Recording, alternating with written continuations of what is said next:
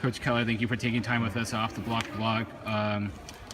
I'm guessing that you're not super happy with the performance of your team tonight, being pushed to 5 sets at home. What is your initial takeaway from this match? I think Concordia played really well, really well. I think they covered incredibly. They passed nails, they battled, they scrapped, and I think a lot of credit needs to go towards them. I thought we were good at times. I thought we were bad at times. I think at the very end we kind of showed a little bit more of what we were about at the very end of the 5th set, I would say. You're never like stoked about all that because you're a coach and you're a perfectionist, but a win's a win and we need wins. Would you, in terms of not playing crisply, was this one of the uglier matches that you guys had in terms of from a performance standpoint? I don't know. I just don't know.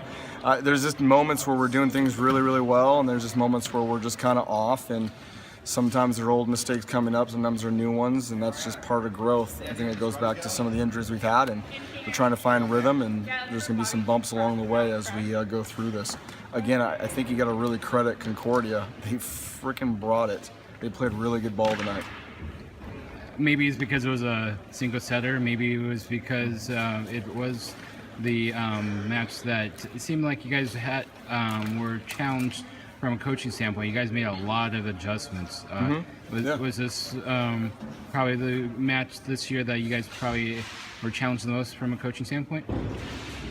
Just, some guys may be off here or it's just not quite there. We have some depth. Some guys are playing well in the gym. Some good chances for opportunities for guys. We've talked throughout this entire year about our depth. So this is a good example of our depth coming through. Bandel's been libero and outside and opposite, and he did a great job for us tonight. And that goes for JT being libero and Ollie coming in like he's been doing. He's been playing really well. And there's more. Just Arnis goes out early, comes back, plays really well at the end. So I just think there's just a credit to our depth. Let's talk about those two adjustments that you just referenced.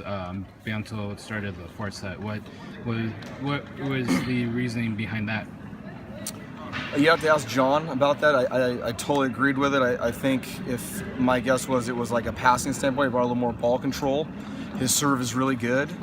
Hess's serve was a little off tonight, and so I think that allowed us to bring another passer and a ball control guy because I personally thought we were losing the serve and pass battle. We served a lot of balls out. I think we had 25 errors and 7 aces, and they had like 2 aces and like 10 or 13 misses. So that's a pretty big discrepancy there. So I think bringing Bantel in was a little bit more for the ball control aspect of it, would be my guess. And then JT, what went into that decision to put him at libero? Again, another guy can play multiple positions, and so I think he just came in. He's been playing really well in the gym the last couple of weeks, and so this is an opportunity to get him in the game, in the passing lanes, and that's something he does really well for us. So I think that was just that. So you've been having him practice as a libero? No. He's played libero though before. He's played it his freshman year, I think, 2 or 3 matches or something like that. He's played libero, so it's not something that's unfamiliar to him. But he seemed pretty happy to be a libero tonight. Yeah. Can we expect that these adjustments might be something that we can see in future matches? I don't know. I think we need to still worry about getting healthy. I think this week off is going to be great for us. Finals week and letting them kind of recoup and gear up and get ready. We have a big match in UCLA, I think it was 10 days or something like that, the following Wednesday against SE. It's a huge match against the rival and another great opponent. And so I think it's about getting everyone healthy and seeing what we have in front of us. Want to preview that match for us?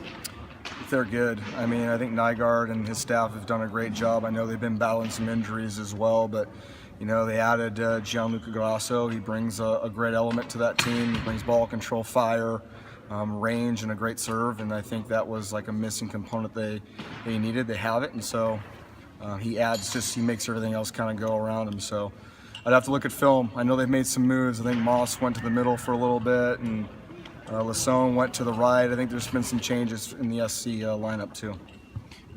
You mentioned that you have that 10-day layoff.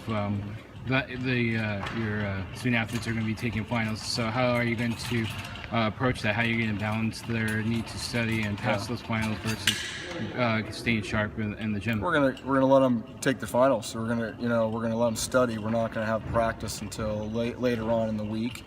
We'll have plenty of time to prep and get ready for SC, but right now it's about the academic side of things, which ultimately I know we're here for volleyball, but that is the most important component of all this. I mean, that's kind of these kids getting ready for the real world, and so they need this time to study and buckle down and get going. Well, thank you for taking time with us off the block You got vlog, it. and good luck the rest of the season. And I wish the rest of the audience could see your mustache, man. It's unbelievable.